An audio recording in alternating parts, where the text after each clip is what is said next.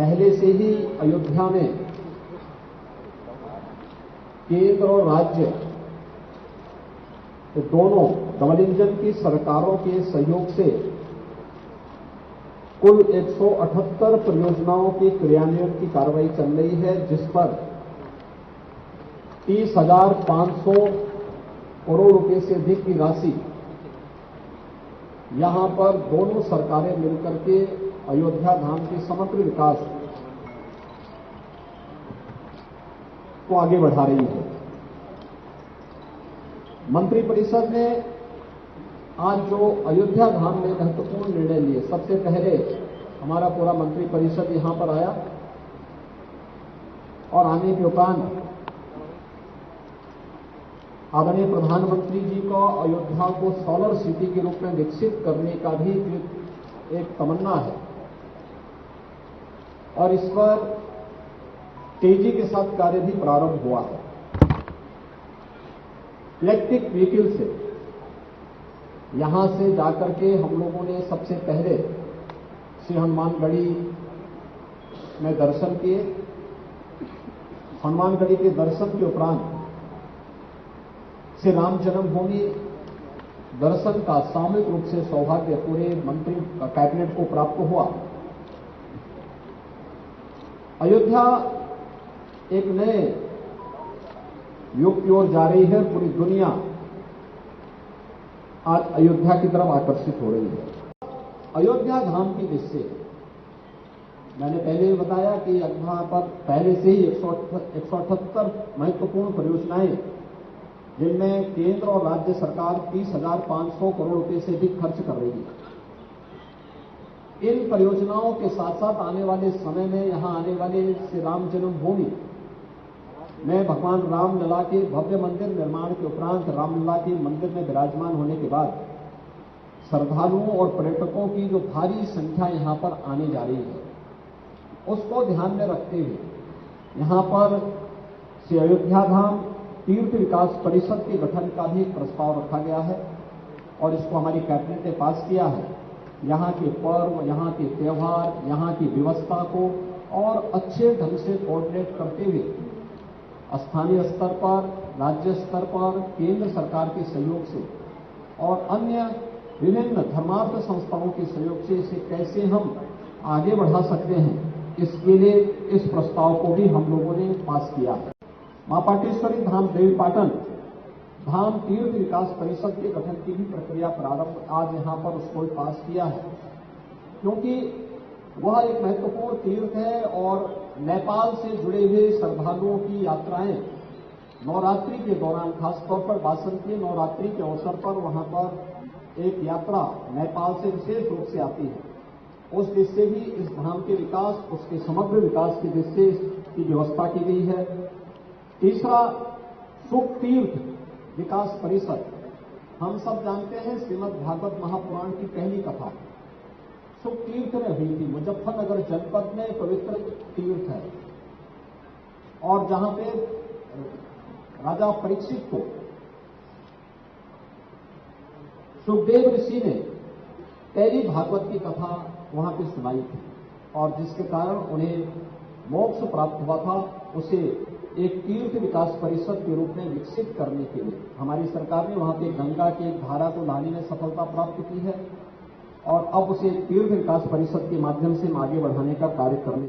अयोध्या में 25 एकड़ भूमि, यहां पर माझा जमथरा में आज हम लोगों ने मंदिर म्यूजियम के लिए भारत के अंदर अयोध्या धाम में कोई दर्शन करने के लिए आएगा तो आदरणीय प्रधानमंत्री जी की का विजन है कि वह दर्शन करने के साथ साथ भारत की मंदिरों की वास्तु के बारे में भी जाने। अलग अलग कालखंड में किस किस प्रकार के मंदिर बने थे, उत्तर में, दक्षिण में, पूरब में, पश्चिम में, मध्य यूपी में, उन सभी मंदिर म्यूजियम के माध्यम से हम श्रद्धालुजनों और पर्यटकों के सामने रख सके, मंदिर इतिहास के बारे में जानकारी दे सके। इसके लिए 25 एकड़ भूमि उपलब्ध करवाने की व्यवस्था का प्रस्ताव भी कैबिनेट ने यहां पर पास किया है। अयोध्या में अयोध्या शोध संस्थान 1986 में स्थापित हुआ था। इस दौरान पिछले 6-7 वर्षों में शोध संस्थान ने काफी प्रोग्रेस की। अब सरकार ने निर्णय लिया है कि इसके स्थान की स्थिति बहुत सीमित है। इसका विस्तार देते हुए इसे अंतर्राष्ट्रीय रामायण और वैदिक अंतर्राष्ट्रीय शोध संस्थान के रूप में स्थापित करने का निर्णय लिया गया है और इसके लिए विस्तृत लैंड लेकर के हम वहां पे इसको एक अंतर्राष्ट्रीय शोध संस्थान, जिसमें रामायण, भारत के अंदर रामायण से जुड़े हुए विभिन्न प्रकार के जो कार्यक्रम हैं, भारत के अंदर दुनिया के विभिन्न देशों में भी भगवान राम की कथा गई है, वैदिक ज्ञान की परंपराओं से दुनिया जुड़ा हुआ है, उन सबको जोड़ते हुए एक विस्तृत अंतर्राष्ट्रीय शोध केंद्र की स्थापना हम रामायण और वेद दोनों पर यहां पर करेंगे। उसका भी निर्णय यहां पर लिया गया है। ड्रोन पॉलिसी के तहत ड्रोन आज बहुउपयोगी हो चुका है। फोटोग्राफी, वीडियोग्राफी के साथ साथ एग्रीकल्चर के क्षेत्र में भी और अन्य तमाम क्षेत्रों में इसका उपयोग किया जा रहा है। सुरक्षा एजेंसियां भी इसका उपयोग कर रही हैं। उपयोगी है, लेकिन दुरुपयोग होने की संभावना भी रहती है। तो इसके लिए राज्य सरकार ने भारत सरकार के सिविल एविएशन एक्ट के अंतर्गत इस पॉलिसी के लिए राज्य स्तर पर भी एक नियमावली तय की है और उस नियमावली को हम लागू कर रहे हैं कि कोई भी ड्रोन होगा वह रजिस्ट्रेशन उसका अनिवार्य हो।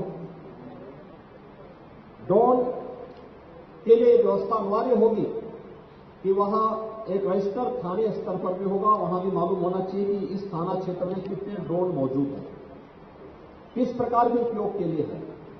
और राज्य के अंदर भी red, green and yellow zone निर्धारित करने की भी एक कार्रवाई होगी। और बहुत सारे क्षेत्र ऐसे होते हैं जहां पे वीडियोग्राफी सुरक्षा के लिहाज से उचित नहीं होगा, उसको नो फ्लाई जोन के रूप में ड्रोन की कोई भी एक्टिविटीज वहां पे नहीं हो सकती। येलो जोन ऐसा होगा जहां पर स्थानीय स्तर पर प्रशासन तय कर सकता है, एक निश्चित अथॉरिटी होगी जहां से उसको परमिशन लेकर के वह कर पाएगा। ग्रीन जोन में शेष एक्टिविटीज जो भी फोटोग्राफी की होगी और अन्य कुछ उसके लिए पाबंदी तय की गई है, कुछ नियमावली, एक लक्ष्मण रेखा भी तय की गई है।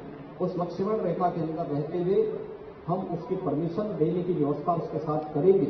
यहां एक ड्रोन पॉलिसी को भी आज सरकार ने यहां पर तय किया है। इन 14 महत्वपूर्ण प्रस्तावों में जो प्रस्ताव थे, सबसे पहला प्रस्ताव था